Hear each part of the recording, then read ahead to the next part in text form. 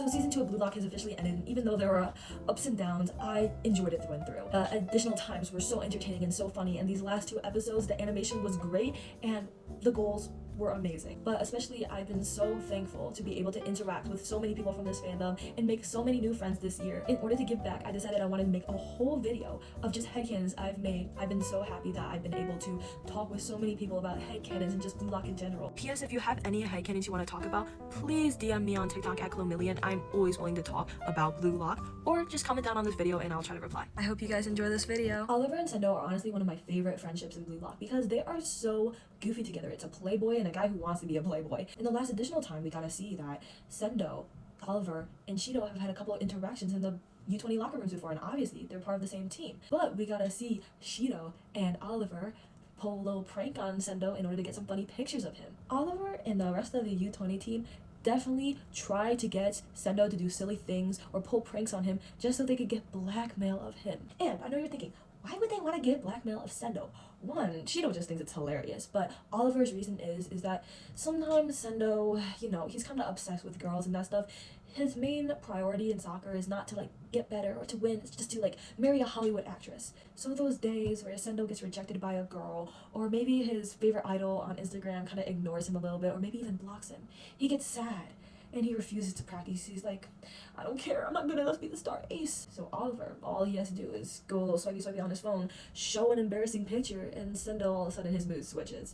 Anything that threatens to ruin Sendou's cool guy reputation with all the outside viewers of soccer, oh, he folds immediately. I genuinely believe that when Sai was talking crap about Rin and getting all his hopes up and then saying that Isagi had the most potential as a striker, I think that he was teasing his little brother. I am not being delusional. Sai canonically doesn't believe that him and Rin have beef. So it could have just been a little friendly brotherly teasing. This man has done this in the past with, the luck popsicle, and whenever Rin would get luck, he'd start pouting and being like, oh, you're wasting your luck. He's basically doing the same thing here. Obviously, it wasn't taken the right way because Sai isn't very good at, social skills, and Rin is emo and has brother issues. One-sided brother issues. Imagine Shidou and Sai talking for one of their first times, and Shidou brings up Rin. Shidou's like, oh my god, I know your brother. Your brother's kind of a a-hole. Sai's like, yeah, he kind of is. He's kind of he's in his moody vibe. I don't care. He's irrelevant to me. And Shidou's like, yeah, so what did you do to him?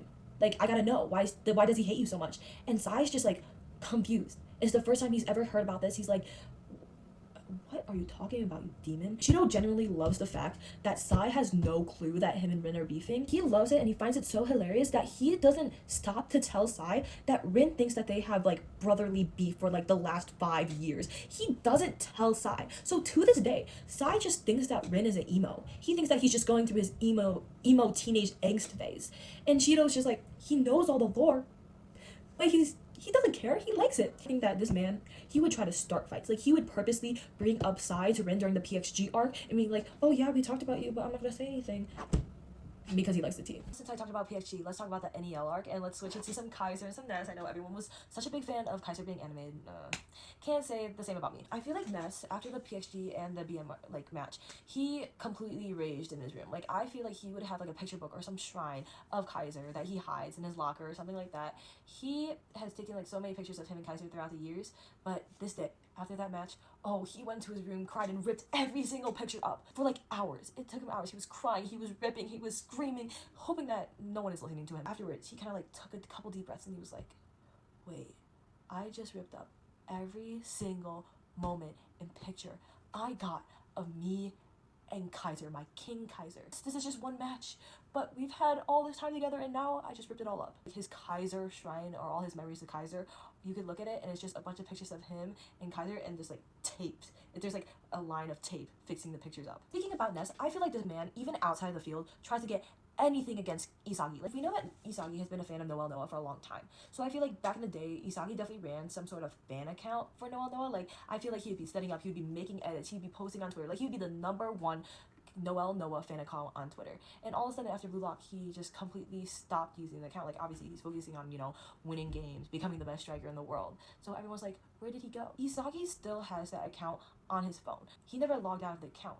So Ness one day, when he was trying to find some blackmail about Isagi or something to bully Isagi about, he decided, oh, you know what would be good? Let's freak him out. Let's steal his phone. When he stole his phone, he checked through his socials like, oh, maybe he has some embarrassing drafts on TikTok or something like that. But then he saw the Twitter. Oh, and he saw all the posts about Isagi fanboying about Noah, and he decided to spread that everywhere. Tell everyone, mock Isagi. Honestly, do you think Isagi cared? No. He gets his revenge on the field. So let's switch it up completely and let's talk about one of my favorite duos, which is Karasu and Otoya. Otoya is a very, like, touchy-feely person. He flirts a lot. We've seen him flirt with Chigiri and even Karasu. Every single time they hang out, Otoya always has to flirt with Karasu, and Karasu absolutely hates it. Like, he's complained about it to Otoya. He's told him to stop, but of course Otoya is not gonna stop. He's a flirt. So on New Year's Eve, Otoya was just doing his thing. He was like flirting with Chigiri, he was flirting with Karasu, and obviously to tease Karasu, he brought him to the corner. A couple days before, Karasu was complaining to Shidou. He was like, I can't deal with this anymore. Why does he keep on doing this? I'm telling him to stop. And Shidou was like, that is the reason why he continues doing it. You're giving him a reaction. You need to act like, you need to be direct. You need to flirt with him back, and maybe he'll shut up and realize that he doesn't actually want to flirt with you. When the countdown happened, he leaned in. Karasu was the one to kiss Otoya. Otoya was like flabbergasted. He was like, oh my god, what did I just do? What did he just do to me right now? For like a couple days, they just didn't talk.